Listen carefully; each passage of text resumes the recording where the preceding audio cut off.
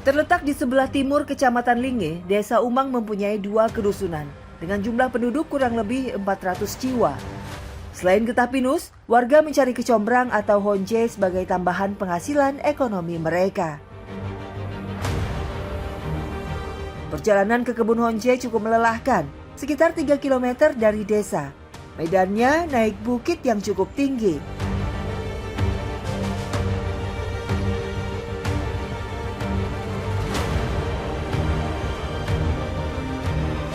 Nah ini untuk, naik ke kawasan pohon honje, jalanannya cukup licin dan harus naik seperti ini.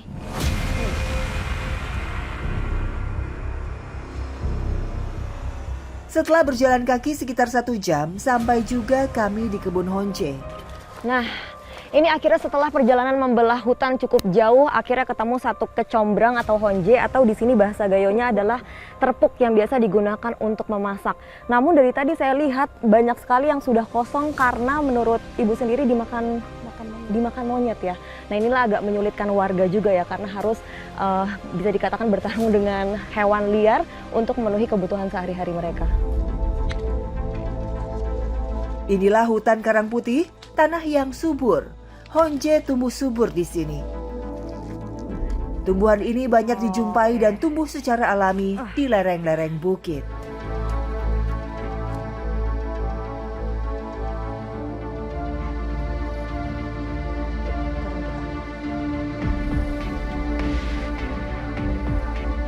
Nah ini akhirnya dapat lagi nih satu. Nah kalau ternyata batangnya sudah terpotong dan ada sedikit berair, ini wangi kecombrang sudah sangat kental terasa nih, seperti wangi sambal kecombrang atau nasi goreng kecombrang. Kurang lebih 3 hektar honje tumbuh bersama tanaman yang lain di sini. Honje merupakan tumbuhan dari keluarga Zingiberaceae. Saat batangnya menua, bentuknya mirip jahe atau lengkuas. Memiliki tinggi hingga mencapai 5 meter dengan batang membesar di pangkalnya. Ya, kalau warga mau sedikit sabar untuk membelah hutan, ternyata ada banyak sekali terpuk ataupun honje di sini. Bisa saya katakan bahwa hasil dari bumi di desa ini sangat amat banyak dan sangat amat kaya. Namun sekali lagi sayang, mereka terkendala akses jalan untuk menjualnya dan mendapatkan uang.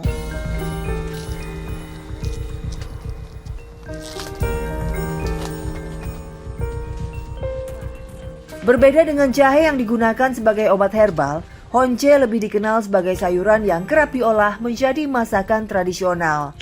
Memiliki aroma yang khas, honje ternyata mempunyai segudang manfaat. Antara lain menjaga kadar gula darah, mencegah peradangan, mencegah kanker, mencegah asam urat, dan masih banyak lagi. Honje menjadi sumber penghasilan alternatif saat paceklik tiba. Tak hanya berpangku tangan, para ibu desa Umang terus berjuang untuk menyokong ekonomi keluarganya. Salah satunya Kasmawati. Ibu 2 anak ini masih hidup serba kekurangan. Dalam satu hari kan ibu ke hutan nih, berapa jam pengerjaan bu? Ibu petik-petikin biar dapat banyak. Mau sehari 1 karung. 1 karung itu dihargai berapa bu? Mau 30.000, 20.000. Cukup atau enggak sih bu untuk sehari-hari? Enggak cukup kalau sehari-hari. Pengeluaran banyak, hasil enggak banyak, kan enggak cukup. Beli beras pun enggak cukup, apalagi beli lain-lain. Bu, ibu punya harapan apa sih, keinginan ibu dari dalam hati supaya ibu tuh hidup bisa lebih enak gitu bu? Saya pengen bantuan kayak sembako, uang apa untuk kebutuhan sehari-hari. Karena sehari-hari selama ini nggak cukup ya bu ya? Nggak cukup. Bisa dibayangkan ini adalah sesuatu yang ironis bagi saya. Honje ini perjalanan untuk mencarinya cukup jauh dan sangat menantang. Namun ketika dijual hanya dihargai Rp1.000 untuk 3 buah. Rp1.000 dapat apa? Apalagi dalam 1 hari mencari hanya 30.000. Jika itu untuk memenuhi kebutuhan sehari-hari, sudah dipastikan tidak cukup. Inilah potret warga desa Umang. Penghasilan yang tak menentu membuat mereka terus memutar otak agar memenuhi pundi-pundi keuangan mereka. Ya, kurang lebih setengah hari pencarian terpuk atau honje dan kita sudah mendapatkan kurang lebih 2,5 karung dan ini akan segera kita jual.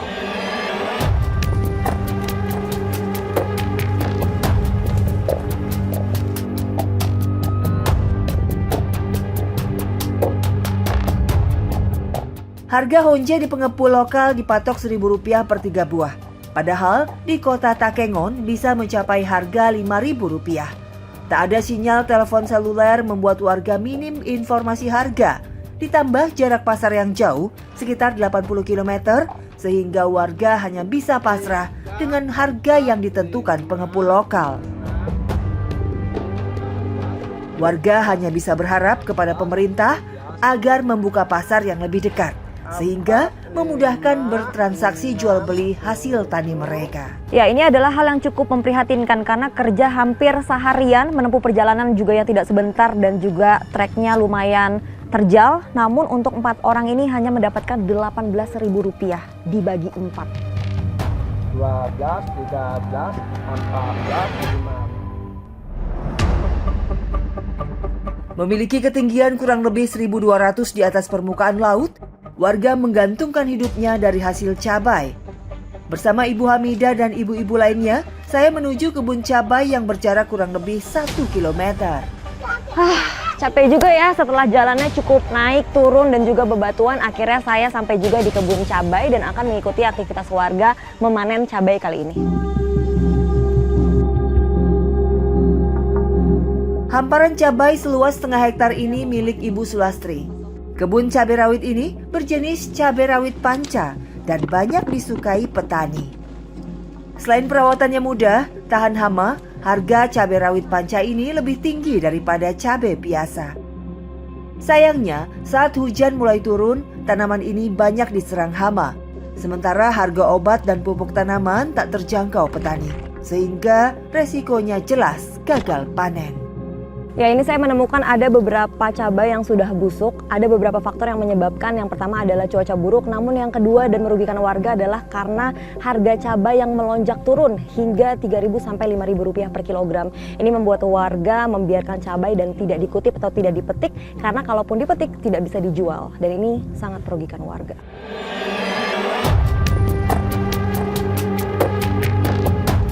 Cabai bisa dipanen setiap 1 minggu sekali dengan hasil sebanyak 100 kg sekali panen. Namun, saat tidak melimpah, hasilnya hanya 50 kg saja. Salah satu buruh panen adalah Ibu Hamidah. Kondisi ekonomi yang tidak menentu, minimnya penghasilan, ia harus terus berjuang untuk menyokong ekonomi keluarganya. Bu Hamidah, kutip-kutip cabai kayak gini diupah berapa sih, Bu? Kok sehari 70, kok setengah hari 35 cuma. Ini pun udah susah kami meraknya karena cabai murah, nggak banyak. Jalan kami becek, nggak, jalannya susah. Makanya jalan cabai kami merah, harga nggak ada. Orang jual ikan itu kami harap yang membelinya. Cabai kami pupuk mahal 15.000 1 kilo. Kayak mana mau makan kami pun. Beras pun 20 satu bambu.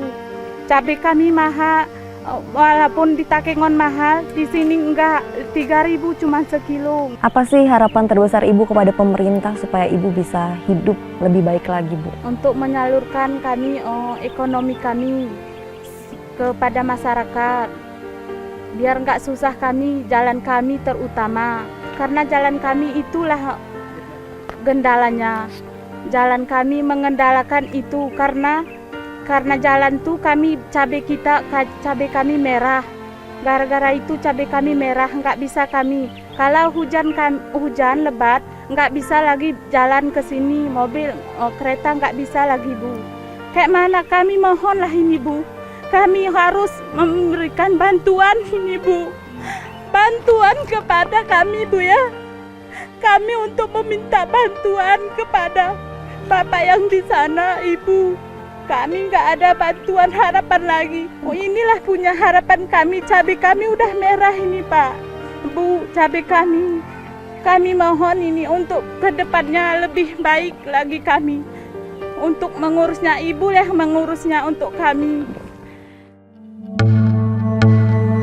Semua cabai yang terkumpul lalu dibawa ke rumah untuk proses selanjutnya.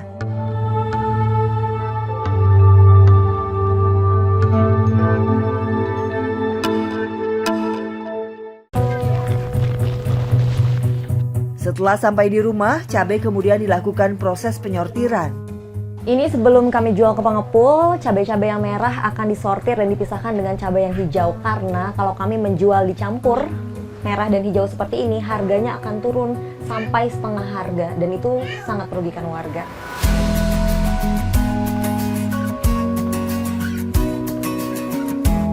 Harga cabai rawit di pengepul lokal dipatok Rp7.000 per kilo, turun dari harga Rp25.000.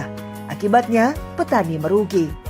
Harga yang terlalu rendah di pengepul lokal, petani cabai lebih memilih menjual di pasar yang terletak di Pasar Payailang, Takengon, yang berjarak sekitar 80 km.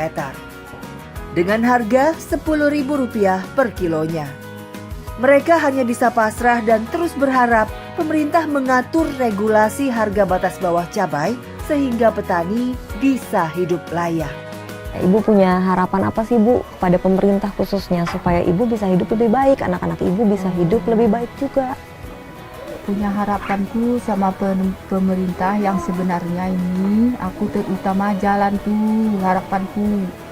Penuh kali jangan kayak gitu terus jalan kami selama-lamanya. Pupuk agak turun sedikit, sesuaikan sama harga ini cabai. Kami bisa nanam cabai. Aku cuman usahaku di sini inilah cuman cabai ini. Lagipun satu lagi jalan nih. Ada pun cabai kayak mana bawanya. Ada kemarin cabai ku jual gara-gara orang nggak masuk. Terbuang satu goni ke bawah rumah tuh. Rumahku itu kan jurang. Dibuang abangmu ke situ satu baret cabai caplak. Sedih aku kemarin nggak ada cabai, nggak ada bisa jual, nggak bisa dijual, nggak ada orang datang. Karena hujan. Itulah jauh tokonya, jauh kota Takengon kan. Kayak mana jualnya ke situ.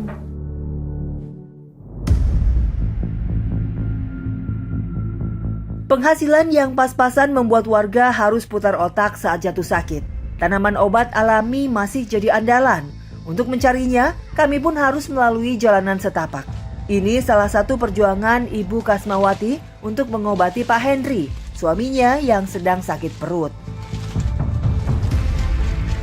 Ya, saat ini saya sedang mencari pohon tingkem. Ini adalah pohon yang dipercaya oleh warga untuk mengobati sakit perut atau sakit lambung. Sudah kurang lebih 40 menit saya berjalan, namun belum juga saya menemukan pohon tingkem tersebut. Setelah berjalan jauh, pohon tingkem kami temukan. Ini, dua ini batangnya, yang itu enggak. Wah, perjalanan cukup jauh, namun kami hanya menemukan 2 batang pohon tingkem ini aja. Lalu bagaimana Bu, ini caranya untuk pembuatannya? Pohon tingkem atau dikenal pohon sikam tersebar di Sumatera hingga Papua. Pohon ini tumbuh menjulang tinggi bisa mencapai 40 meter dengan diameter mencapai 150 cm. Menurut beberapa penelitian, tingkem memiliki beragam manfaat sebagai tanaman obat, antara lain anti leukemia, anti alergi, anti mikroba, dan mengobati luka bakar. Nah, ternyata beginilah proses untuk mengambil kulit dari pohon tingkem yang nanti ini akan direbus untuk bisa mengobati sakit perutnya dari warga yang ada di sini. Hal ini dilakukan karena akses menuju ke rumah sakit masih sulit, sehingga kadang mereka harus bergantung pada kekayaan alam. Bu, udah cukup ya Bu ya? Nah, yuk kita balik. Setelah cukup, kami pun langsung pulang.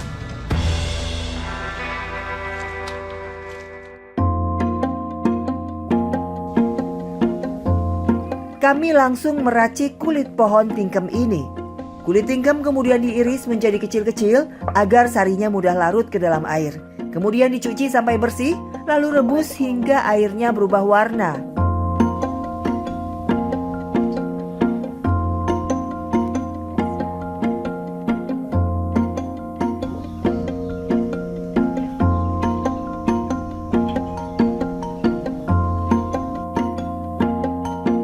Ya, ini air tingkem setelah direbus ternyata warnanya pekat dan terlihatnya seperti teh. Tadi kita menggunakan 2 gelas air bersih, namun setelah direbus hanya ini 1 gelas yang ada.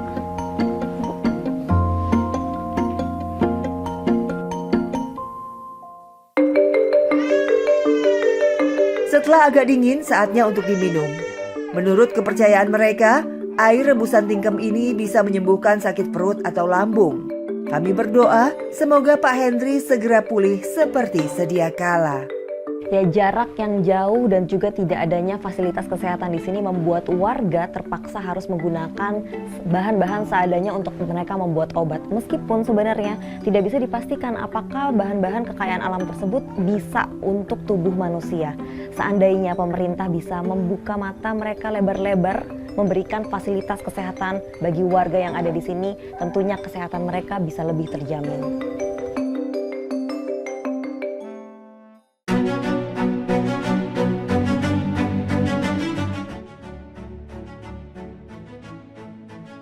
Kami selaku masyarakat Kampung Umang ingin mengharapkan sekali kepada pihak dinas yang terkait ataupun pemerintahan.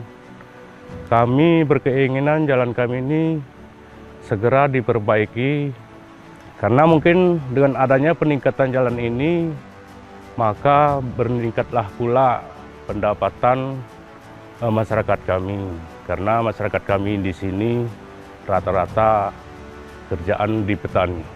Dengan bagusnya jalan ini, bisa mudahlah masyarakat kami untuk mengeluarkan hasil panen masyarakat. Terkait dengan bidang kesehatan, bagaimana kami mengantarkan pasien yang sakit, melihat kondisi jalan, nantinya takut kami bukan sakitnya berkurang, malah bertambah.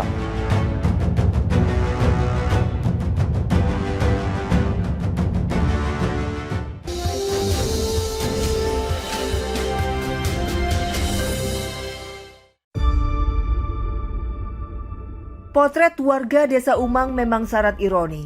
Hidup di atas bentang alam yang kaya ternyata tidak mendatangkan sejahtera. Tak banyak yang bisa dilakukan warga selain terus berjuang sendiri demi bertahan hidup. Entah kapan pemerintah benar-benar berniat memperhatikan segala ketertinggalan yang sudah puluhan tahun dialami oleh desa yang terlupakan ini.